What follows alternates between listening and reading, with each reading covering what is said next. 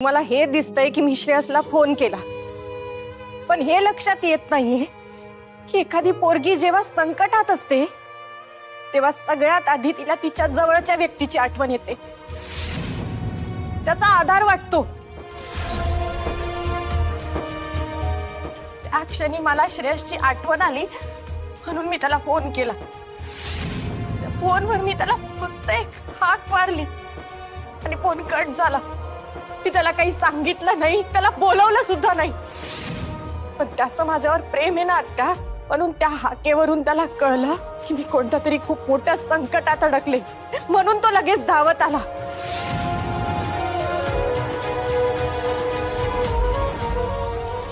श्रेयसची मानसिक अवस्था काही असली ना तरी त्या संकटातून त्याने मला वाचवलंय। मला वाचवताना त्याचा बिचाराचा जीव जाईल याचा विचार सुद्धा केला नाही त्याने।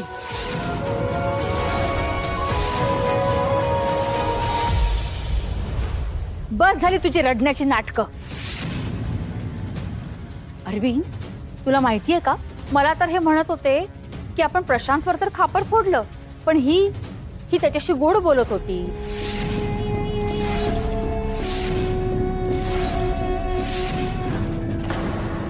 त्याला मदत करत होती आणि सारखी त्याच्या गळ्यात पडत होती, मग काय तो असाच वागणार ना?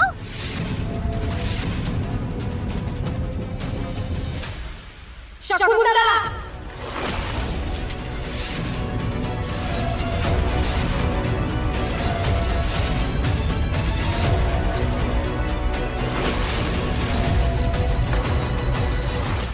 स्वतःचं पाप लपवण्यासाठी माझ्यावर आळ घालताय, पण ही सगळी तुमच्या नवऱ्याची काळी कृत्य आहे। लवकरच मी हे सगळं स्थितीभंग करेन।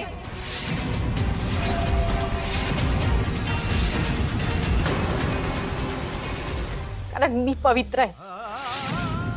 श्रेयस सोडल्यास दुसऱ्या कुणाचाही आजपर्यंत मनात विचार सुद्धा केला नाही, आणि मी पवित्र आहे ही गोष्ट या घरातल्या सगळ्यांना माहिती आहे।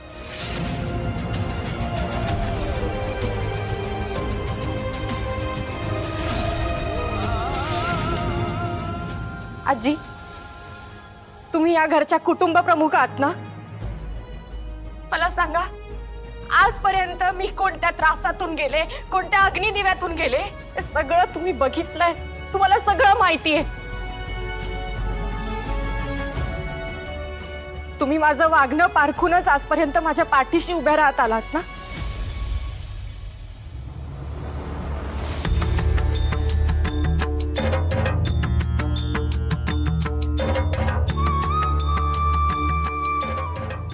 आजी, खरं सांगा, श्रेयसला त्रास होईल असं कधी मी स्वप्नातही वागू शकेन असं वाटतं का तुम्हाला? त्याच्या आजच्या या अवस्थेसाठी तुम्ही मला जबाबदार धरतात का? तुम्हालाही असं वाटत असेल ना आजी, तर मी स्वतःहून या घरातून निघून जाईल। मी नाही थांबणार इथे, पण मी इथून जात असताना तुमचा नातू माझ्याविषयी विचारतोय ही गोष्ट मात्र तुम्ही विसरू नका।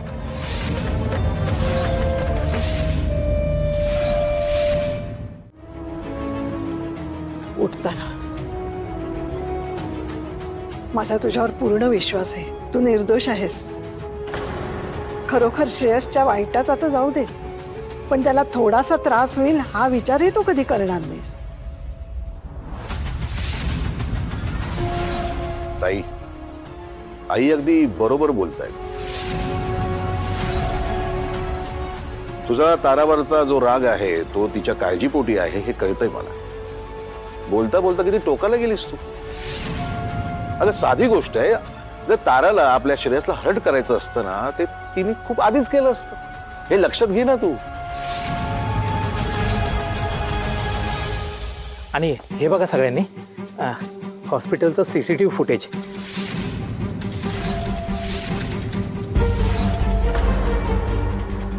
हे बघा।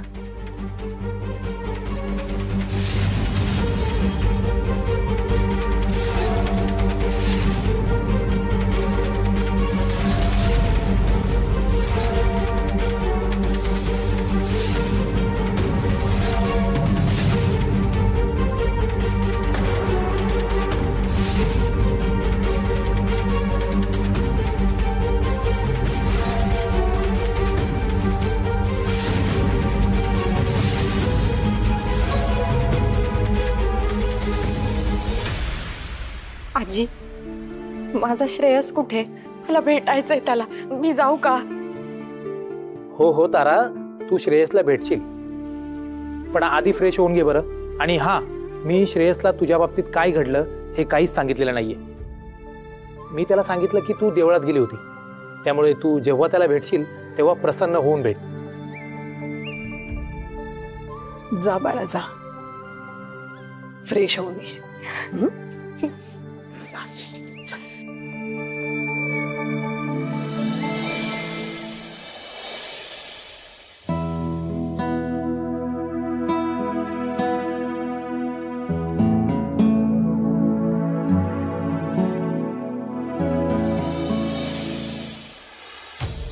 तारा,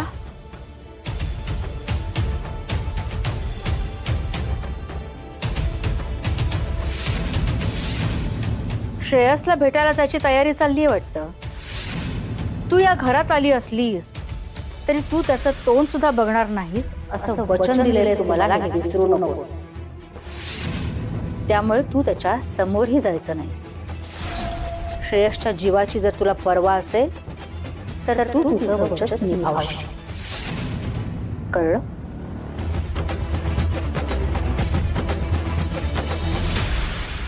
खूप डोकं दुखतंय, खूप दुखतंय. ऐक श्रेयस, काय होतं बाळा? हा, डोकं दुखतंय. डोकं दुखतंय? तू नर्स आहेस ना? माझी शुंभासारखी बघत का उभी राहिलीस? त्याला औषध दे. अहो मॅडम, त्यांना मी आधीच औषध दिलेलं आहे. औषधालाही काही लिमिट्स आहे. एखाद्या माणसाला जेवढं पेनकिलर देणं आवश्यक आहे तेवढं आम्ही दिलेलं आहे, आणि त्यांना मी अजून काही औषध दिलं तर त्याचा विपरीत परिणाम होऊ शकतो. आता त्यांना पेन सहन करावंच लागेल. सहन करावं लागेल म्हणजे? आम्ही काय फुकट पोचतोय तुम्हाला? ते काय नाही, डॉक्टरना फोन कर, दुसरं औषध दे, काहीतरी कर. आणि जमत नसेल ना तर चालायला लाग. अगं काय बोलतेय मी? तुझ्याशी बोलतेय बाई, बोल काहीतरी.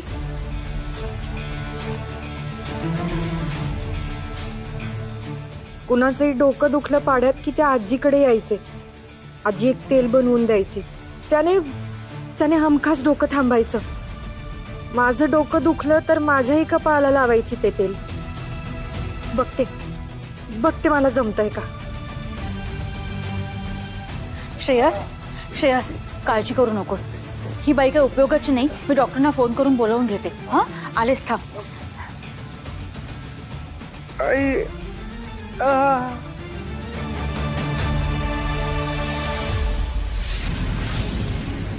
काय ग शकुंतला, अगं श्रेयसचा आवाज येत होता. काय झालं काय त्याला? ओरडतोय कशासाठी? अहो आई, श्रेयसचं डोकं भयंकर दुखतंय आणि ती नर्स काही कामाची नाही म्हणून डॉक्टरना बोलवते. हॅलो, हा डॉक्टर, तुम्हाला बजावलं होतं ना मी की तुम्ही जाऊ नका म्हणून. तुम्ही गेलात. अहो श्रेयसला कधी काही होऊ शकतं. आता त्याचं डोकं दुखतंय, काय करणार? हे बघा, तुम्ही ना इथे घरीच राहायचं. आणि आता डॉक्टर, एक्स्ट्रीमली सॉरी. तुम्ही इतर महत्त्वाच्या पेशंट्समध्ये बिझी असताना आमच्या घरातून फोन गेला तुम्हाला. ते काय आहे ना, आमच्या घरात लोकांना ऐकू थोडं कमी येतं. सारखं डॉक्टरांना डिस्टर्ब करायचं नाही हे सांगून सुद्धा कळत नाही. म्हणून डॉक्टर, सो सॉरी, पण तुम्हाला आता येण्याची गरज नाही. ठीक आहे?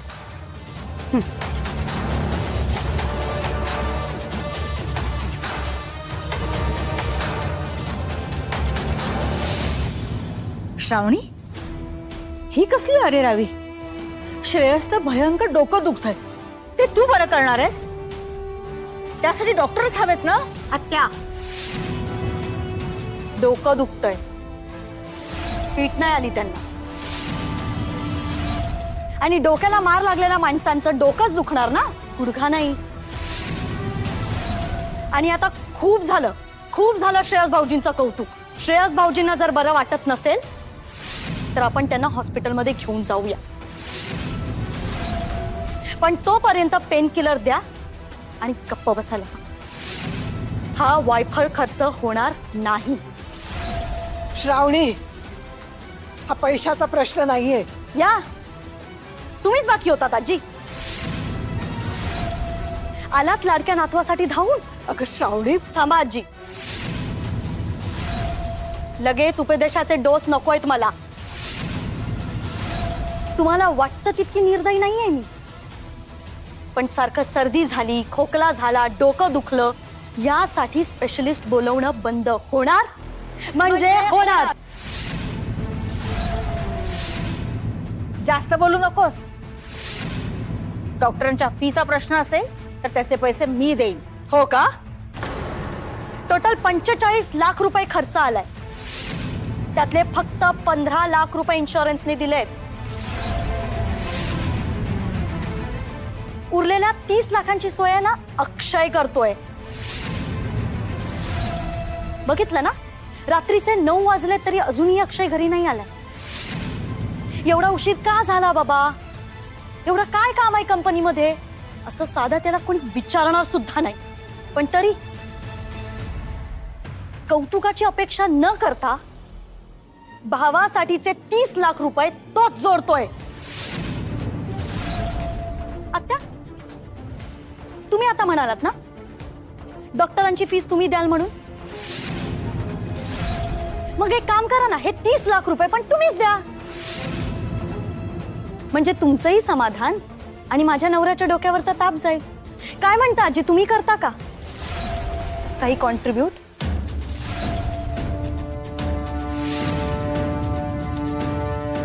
काय चाललंय तुझं? कोणाला मास दाखवतेस तू? घरातल्या मोठ्या माणसांना? अगं, वडीलधाऱ्या लोकांशी बोलण्याची ही कुठली पद्धत तुझी?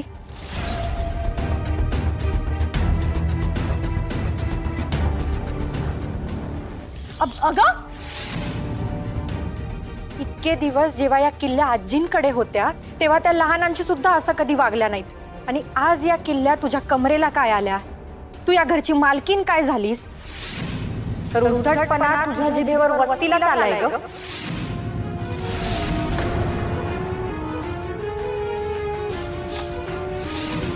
घरात प्रत्येकाचा अपमान करत सुटलीस तू. अगं, जरा विचार कर ना. श्रेयससाठी डॉक्टरांना बोलवायला तू नकार दिलायस.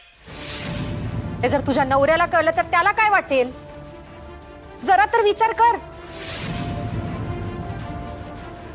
मोठी सून म्हणून मिरवायचंय तुला फक्त सारा, पण हक्कांबरोबर कर्तव्य आणि जबाबदाऱ्या पण असतात हे विसरलीयस तू. मोठी सून म्हणतेस ना तू घरातले, मग लहान मोठ्यांची काळजी घेणं, त्यांना जपणं, त्यांना सांभाळणं, हे घर बांधून ठेवणं हे तुझं कर्तव्य आहे श्रावणी. नुसता पैशाचा व्यवहार काय ग, कोणी करू शकतं, पण घराचं घरपण जपण्यासाठी पोटात माया आणि पदरात ऊब लागते. नटून थटून फिरणं, मोठी टिकली लावणं म्हणजे मोठेपणा नाही श्रावणी. त्यासाठी मनाचा पण मोठेपणा असावा लागतो. आभाळ होऊन सगळ्यांना पोटाशी धरायचं असतं, तेव्हा हे जे तू मिरवते ना, या पदाचा मान राखला जातो. आणि काय ग, आजी घरात असताना हे निर्णय घेण्याची, या किल्ल्या ताब्यात घेण्याची एवढी घाई कसली झालीये तुला? परंपरागत जेव्हा ही जबाबदारी तुझ्याकडे येईल ना, तेव्हा आपण बघू हे सगळं तू कसं सांभाळती असते. मान्य आहे आम्हाला, सगळं खरं आहे की अक्षय खूप मेहनत घेतोय, पण हे सगळं तो त्याच्या भावासाठीच करतोय ना. देव न करो, पण जर आज ही वेळ अक्षयवर आली असती तर आम्ही सगळ्यांनी सुद्धा त्याच्यासाठी असाच जीव पाखडला असता ना. तारा, श्रावणी, घर आणि कुटुंब तेच असतं जे एकमेकांच्या मदतीला धावून येतं. काळजी करू नकोस तू. माझा श्रेयस बरा झाला ना की अक्षयने केलेल्या सगळ्या उपकारांची परतफेड तो करेल. पूर्ण खात्री आहे माझी. हे बघ तारा, जास्त बोलू नको. श्रावणी, कळलं का? याला म्हणतात जबाबदारीचं भान. मला माहित होतं ताराच हे कुटुंब एकत्र ठेवू शकते.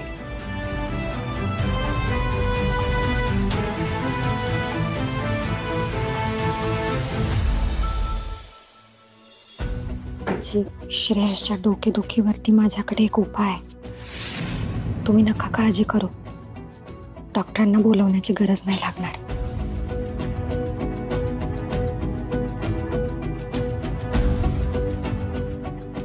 काय काय चालली होती खुसफुस? काय नाही ग, ती म्हणत होती श्रावणीकडून वेळीच किल्ल्या काढून घ्या. नाही हवं तर आत्यांना द्या त्या.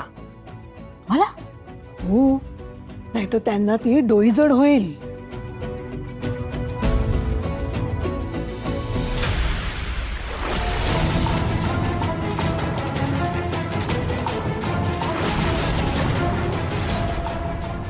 नटून थटून फिरणं, मोठी टिकली लावणं म्हणजे मोठेपणा नाही श्रावणी. त्यासाठी मनाचा पण मोठेपणा असावा लागतो.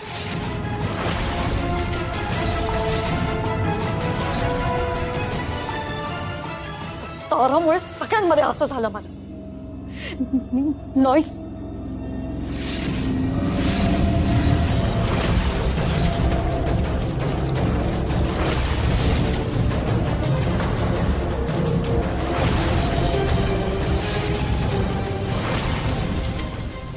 टिकलीवरून बोलते ना ती मला. खड्ड्यात गेली ती टिकली. खड्ड्यात गेला हा बदक. खड्ड्यात गेले दागिने. खड्ड्यात गेली ती.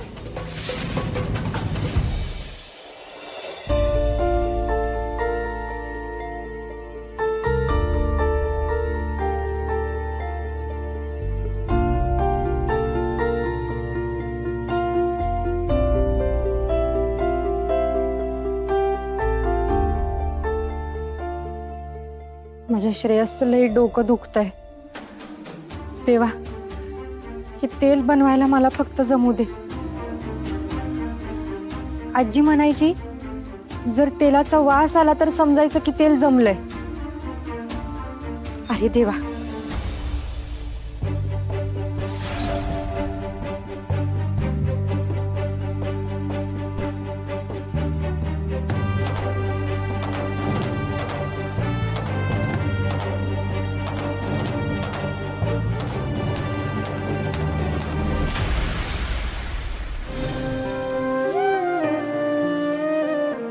अगदी तसाच वास येतोय. आजी बनवायची ना, अगदी तसाच वास येतोय या तेलाचा. म्हणजे तेल जमलंय. जा जाऊन झोप जा. श्रेयसचं डोकं दुखतंय आई, आणि मला झोप कशी येईल?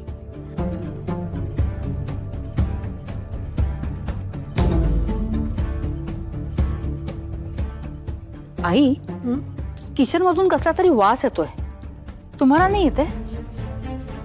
छे, अजिबात नाही. तुम्हाला कसा येईल? थांबा, मीच बघते. वास तर मलाही आलाय, पण दारा नक्कीच श्रेयसचं डोकं दुखतंय म्हणून काहीतरी करत असावी. बघायलाच हवं.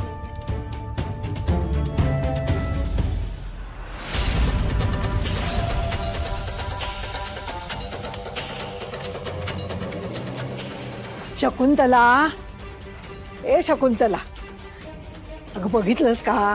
काही नाहीये इथे. कसला वास नाही काय नाही. तुला भास झाला असेल. भास? वासाचा भास कसा होईल? काही काय बोलताय आई? अगं भासच. तुला श्रेयसच्या टेन्शनमुळे झोप लागत नाही. रात्र रात्र तू जागी असतेस, त्यामुळे कदाचित भास होत असेल. चल जाऊ दे, चल जाऊया आपण. तेव्हा बरं झालं आजींनी वाचवलं मला.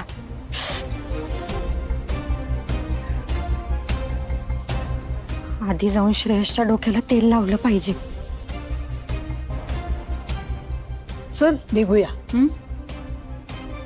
हा,